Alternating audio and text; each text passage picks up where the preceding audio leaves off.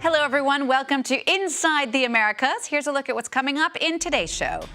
Close to 1.5 million people in Haiti are in desperate need of aid in the wake of Hurricane Matthew. We'll be talking to a French humanitarian NGO for more on the challenges ahead. Then, Venezuela's financial crisis is only getting worse, pushing more and more people to try their luck outside the country. Case in point, Spain, home to the third largest group of Venezuelan expats. And you will meet some female Republicans who have had enough of Donald Trump. More on just why they're voting Clinton on the way. I'm Jeannie Godula. Well, Hurricane Matthew was the worst storm to hit Haiti in more than 50 years. At least 1,000 people were killed and thousands more lost their homes. France has stepped up its humanitarian efforts to help Haiti as its reconstruction slowly begins. Elliot Richardson explains. Haitians are beginning the rebuilding process after Hurricane Matthew. As floodwaters begin to recede, the task now is to provide those homeless with food, water, shelter and basic infrastructure. During the earthquake, our house came down. The authorities came by, took our names. They said they would do this and that, but they never came back. So we have to take matters into our own hands and do what we've got to do.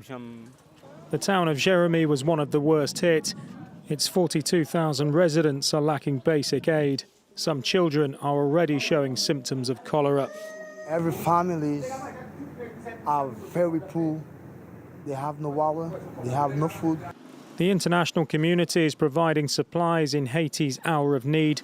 Among France's contribution, 2 water purification systems, cholera control kits, 13 tons of emergency relief items and 6 water sanitation units.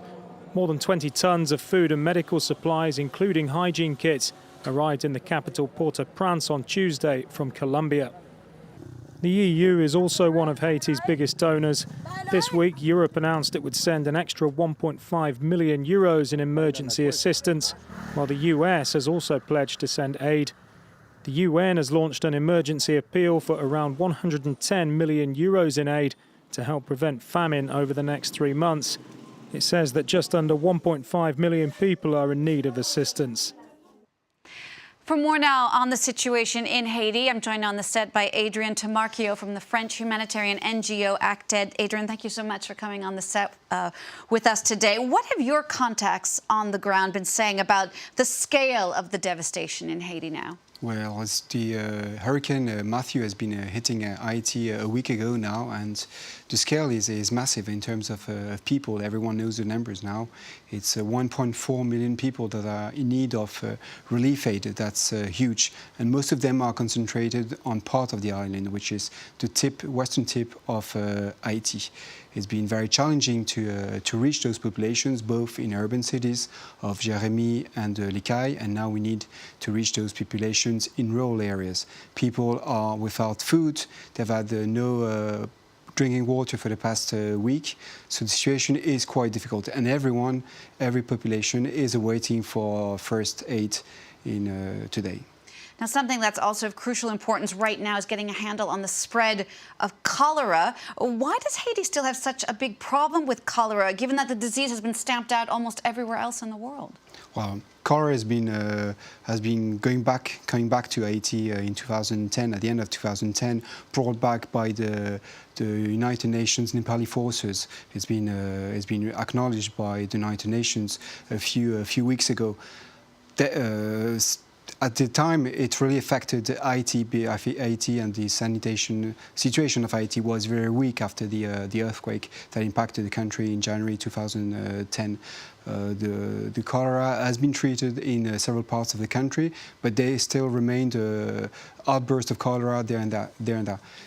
In the areas hit by the eye of the hurricane, there were many cases of cholera still standing, and ACTED was one of the NGOs with other organizations treating cholera cases and trying to prevent outbursts of cholera. What does Haiti need most to keep cholera at bay? Is it exclusively clean water?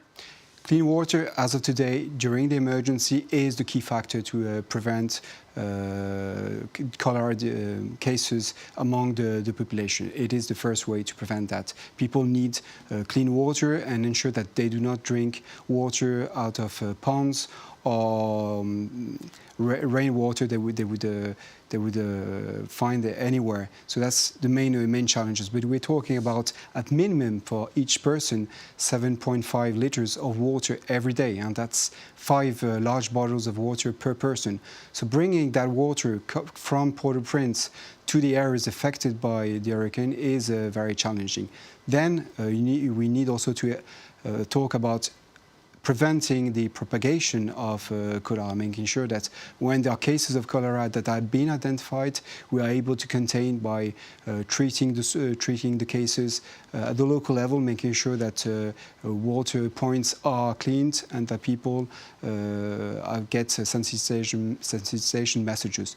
The main issue is that before the hurricane, people could alert organizations such as ACTED or medical actors by calling. Today, the communications are down, so it's very difficult to notify those cases and for our teams to go and treat those cases. Adrien, thank you so much for that. That's Adrien Tamarchio from the French humanitarian NGO ACTED.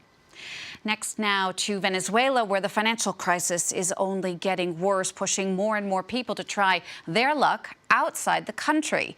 After the U.S. and Colombia, Spain now has the third largest group of Venezuelan expats, drawn there by shared language and culture. In just 18 months, the Venezuelans have become the largest Latin American group in Spain. France 24's Valérie Labonne and Sarah Morris have more now on how these Venezuelan arrivals are being welcomed in Madrid.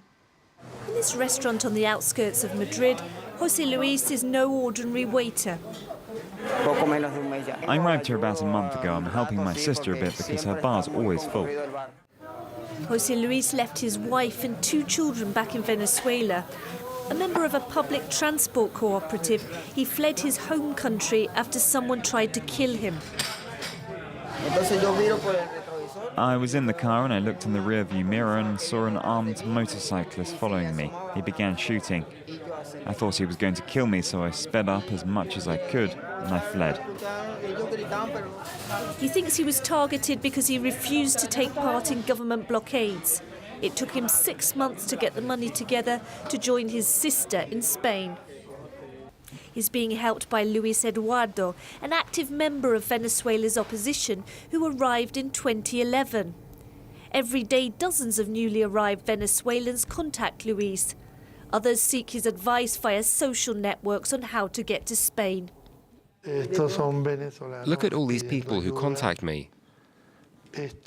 This man wants information because he's demanding asylum. More and more people have arrived over the last 18 months. Traditionally, Venezuelans didn't emigrate a lot, but now many from all walks of life see it as the only option. In 2015, 20,000 people left, double the numbers of 2014. They're going to continue arriving, and in greater numbers, because people have 2 options. Either they try and leave their homeland, or they die of hunger in Venezuela.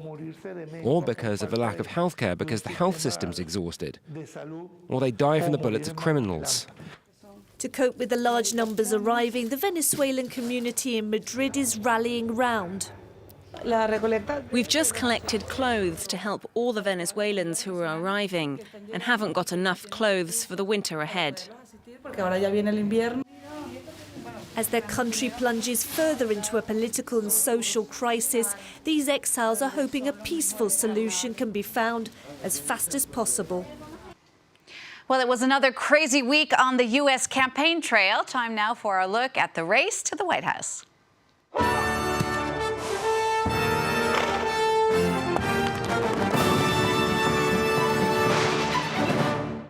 The presidential election is now less than 4 weeks away, and the rift between Hillary Clinton and Donald Trump is as big as any ever in U.S. political history.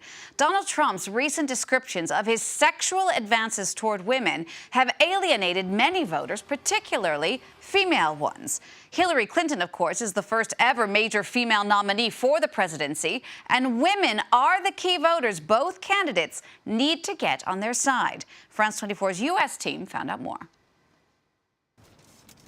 Despite the misogyny, despite the sexism, despite the bragging about sexual assault caught on camera, they are still on his side and encourage others to join them. Trump all the way! Oh, we love you! Women for Trump! Over in the US Capitol, women of the same political persuasion are also uniting, but for a different candidate. These Republican women reject the man who has taken over their party. I think that a lot of Republicans, myself included, just sort of laughed at him instead of really viewing him as an formidable candidate, and not enough was done early on to stop him from getting the nomination. They are conservative women and accuse the Republican nominee of betraying their values. They will vote for Hillary Clinton, but they promise that it's a one-off for one election only. We're not Republican women becoming Democrats. We're not Republican women against Trump. And so we, at our core still have our Republican beliefs and, certain policy ideas that we think are the, way to do things. So while many female voters have indeed turned their backs firmly on Donald Trump, that does not always mean an extra vote for his rival. Hillary Clinton has not generated enough enthusiasm with the Democratic Party faithful. I don't like everything about her, but who likes everything about any candidate? I don't think she's evil, and Donald just scares the hell out of me. There is another choice somewhere between a man accused of misogyny and a woman accused by her rival of being the devil. Many undecided voters are not sure they will vote at all. Well, despite all the election craziness in the U.S., America is also gearing up for Halloween. People are carving pumpkins already, even underwater. These pumpkins are from the annual Keys Underwater Carving Contest, and as you might guess, many of the pumpkins were linked to the presidential campaign. Artists of all ages gathered on the seafloor to make their own versions of Hillary Clinton or Donald Trumpkin. Well, here's wishing you a very happy early Halloween if you celebrate it. Thanks for tuning into this Inside the Americas. We'll see you again next week. Stay tuned.